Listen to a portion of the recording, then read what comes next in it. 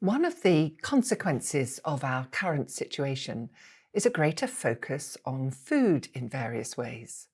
For example, what we're able to buy and what we can't get, which includes cauliflowers, according to my local greengrocer, and what the food banks need, and clearing out those very old tins from the back of the store cupboard and thinking how to cook them. Food becomes important at times like this. Critically important, of course, for those who don't have enough.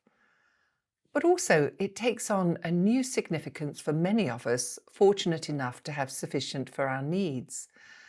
Because having a meal or a snack breaks up the day and helps get us into a routine at a time when so many of our usual routines have had to change or have disappeared. Our Gospel reading today, John chapter 6, verses 22 to 29, is also about food. This passage follows on from the feeding of the 5,000, and here we find the crowds pursuing Jesus, seeking him out again. When they eventually find him, Jesus confronts them with their real motivation, namely that they are concerned primarily for physical sustenance and well-being, rather than the sort of nourishment he is offering. And he challenges them to see through the physical food, the loaves, to the true bread beyond.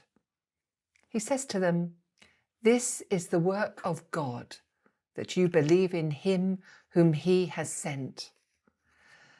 And this challenge to them to believe and live in that belief surely is a prompt for us too. What is it that excites us and inspires us enough to change our lives, to lead a life worthy of our calling?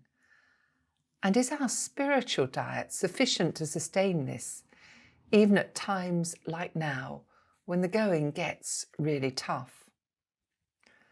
So perhaps at this moment, when many of us have a little more time on our hands than normal, perhaps this is a good opportunity to do a mental review of our own spiritual diet and to look at what else we might add to it. I don't think there have ever been so many resources posted online or whizzing around on the mainstream media as there are now. That in itself calls for discernment. But you may just find some new food for thought and prayer. Take care today and stay safe.